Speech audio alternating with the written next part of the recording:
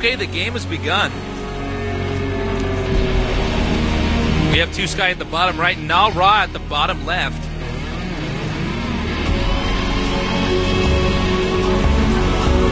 Same positions as last time, but a different map. The map is Colosseum, a very interesting map, a map that rewards a lot of very creative strategies, a map that also rewards a lot of macro-based strategies. It's a cool map. I'm kind of excited to see how the game's going to unfold on it.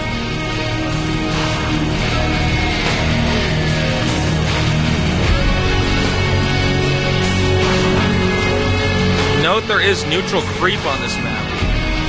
We did see Yellow do some crazy-ass strategy against Free in the second game in their series where he made a hatchery on the high ground location. Pressured his opponent with Sunken Colonies to confuse him into thinking that there were going to be lurkers sneaking into the back of his base, and then teched him Mutalisks. It was just a crazy game, man. Unbelievable.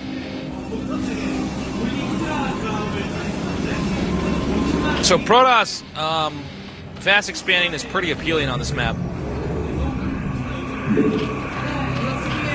Spawning pool first, not too surprising. There is a higher chance of a proxy gateway strategy on this map. I think especially because you can build in the center, which is the place you always make the gateways, especially on a 4-player map, because you can get to each of the locations with the same amount of speed.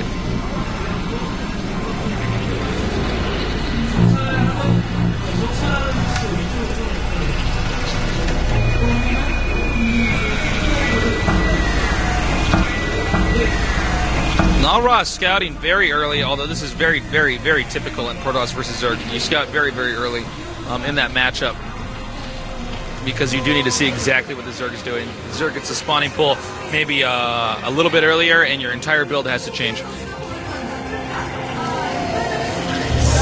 Making the Nexus at the expansion first. Confident that his opponent will... Oh my god! But he went pool first.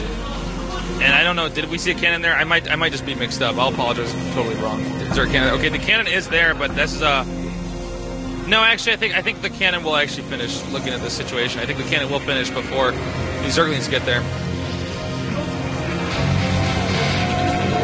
I was drinking too much water at the start of this game. Didn't actually catch if he made the forge before the Nexus.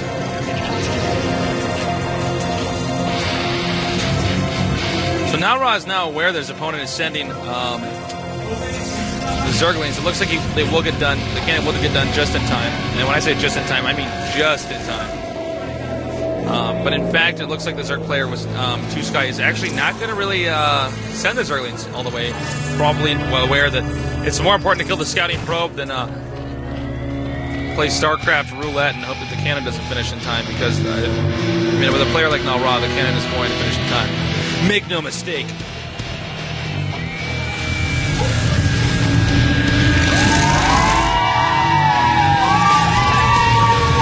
I have never heard Korean fans cheer for a Nexus like that. Okay, the probe has been taken out now. So Nalra is in the dark. He will have to get his Stargate out pretty quickly. Got a Corsair out and try to scout his opponent. And from there, the Zerg has a lot of different options. This is the moment where the Zerg can really branch out. There are so many different tech patterns the Zerg can follow. And Protoss has to study his opponent very carefully. We can already see Nalra has sent out another scouting probe because he really, really, really wants to get that information out of here. He should be able to stop that scouting probe. This entrance is pretty small. 4 Zerglings should be enough. Zerg did expand again. This is pretty typical, though, for the fast Nexus build. Zerg expands once again to counteract the economic advantage that the opposing player gets.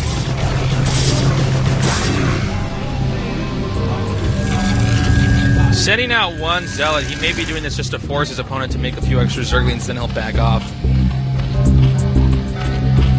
Or force him to make a Sunken Colony. Although this is one of those maps where you can keep sending Zealots into different locations, and it's very hard to keep up with. But it could be bad. Okay, is he going to... Alright, he is in fact going to be aggressive with the Zealot, but as you can see, Tosky's micro is pretty good. Oh, no! There must have been looped up with butter. He just like slipped right through those links. But it doesn't, I don't think it's going to matter too much. He might just be using this as scout though, and he has spotted the layer. There's a Hydralisk den back there. He did not actually spot the Hydralisk den, however.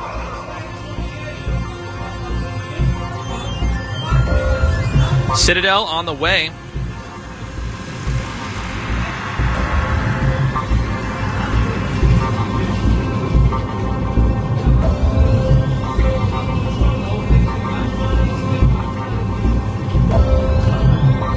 Now, this is a pretty typical build though for Zerg. The 4 hatcheries, get the layer, you get the den, you upgrade the lurker ability.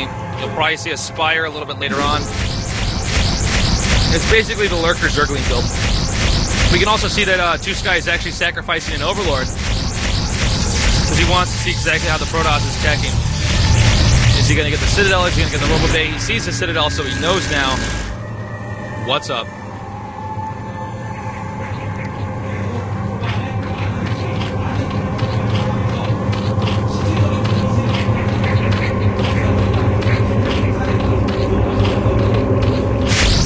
Some Overlord harassment. You can see that Nalrod continuing to get Corsairs. Actually, no, he stops at 2. 2 is just about enough that if the Zerg isn't all over the place, you can pick off an Overlord pretty quickly. 1, it can get a little bit tough to get the Overlord in time before the Hydralisks catch up. Templar Archives, so we'll probably see 1 Dark Templar come out, followed up with the Storm upgrade, and then a few more Templar. Zerg may be getting an Evolution Chamber here pretty soon.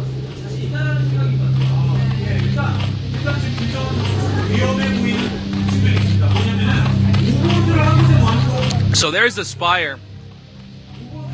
That will probably be used more for Scourge than for Mutalisk, although sometimes you do see the Zerg players who morph Mutalisk out of 4 hatcheries and then end up with about a dozen Mutalisks and then surprise their opponent, sometimes throwing a few Scorch in there to pick off the Corsairs. The gateways are now a pretty standard tech pattern so far for Nalra. And the same is true for Tosky.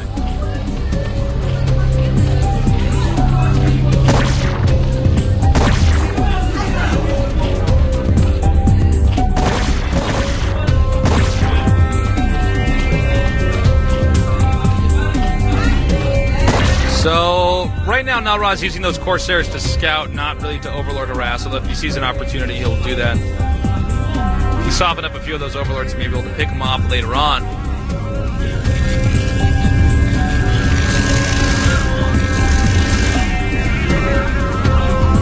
Right now, it's just a game of macro. Both players massing up gates and pylons. Well, that's what the Protoss player is doing. The Zerg players massing up Overlords, getting a few more Hydralisks, teching accordingly, really focusing on the tech most of all. Pretty soon, Zerg will expand once again, using the Lurkers as defense. Now we see 5 Templar. Normally this indicates that we're probably going to see a shuttle be produced. And then he's going to use the 2 Corsairs to try to get in the way of the Scourge, and then he can actually sneak the shuttle in there and do a Storm drop. Although it may not. I mean, he may just want the 5 Templar because he sees so many Hydralisks, he knows he can defend. A lot of Hydralisks with that many Templars.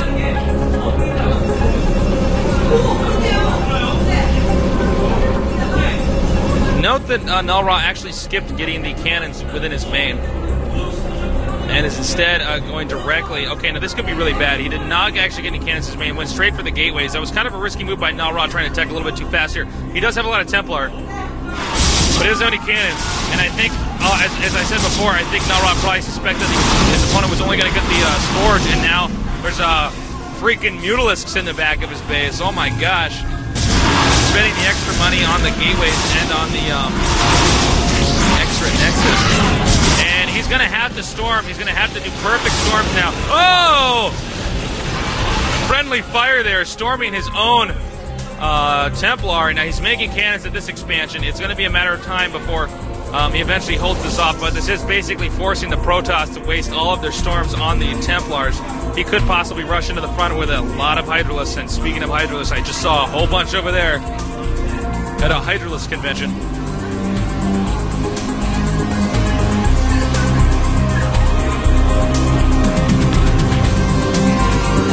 think we're going to see that because we do see the Hydralisk speed upgraded. He, in fact, did not tech to the lurkers. Builds like this do not allow for a very secure expansion for the Zerg. However, it does allow for a very aggressive attack from Protoss, where you force his army to be split.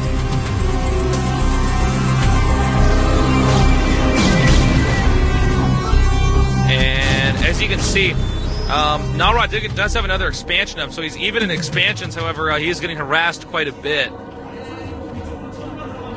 This is a lot of Hydralisk. I wonder if he's going to have enough Templar to hold this off. You can see he's going to rush in here and try to bait his opponent into storming these Feudalists. Oh! And now I think the Hydralisk may be too powerful. Here they come now! Will he have the high ground advantage? He has to micro those Zealots perfectly. And one very, very good storm there. Could have been better, but it may be enough to hold off this attack. More Templar, though, coming up here. And actually looks like this attack is going to fail. Well, it may be successful. It's hard to say. It depends on when the storms come in here. He comes now, moving up the ramp. And does he have the storm? Will it get there in time? Did the Zerg's techniques for forcing his opponent to use the storms prove to be effective?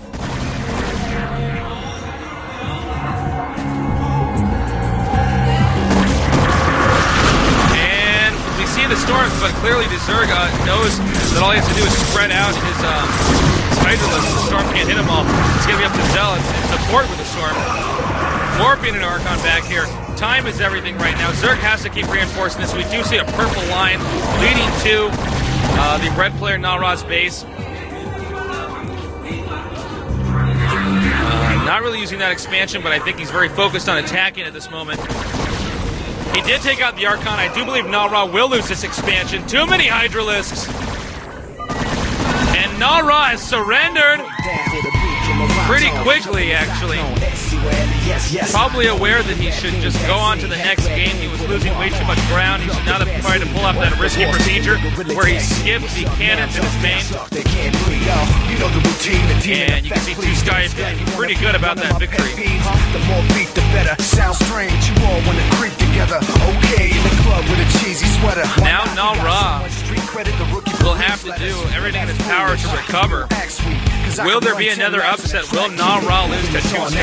Making it bump loud, shaking it bump loud, breaking the pump style, faking the funk pound, dark, watch the just like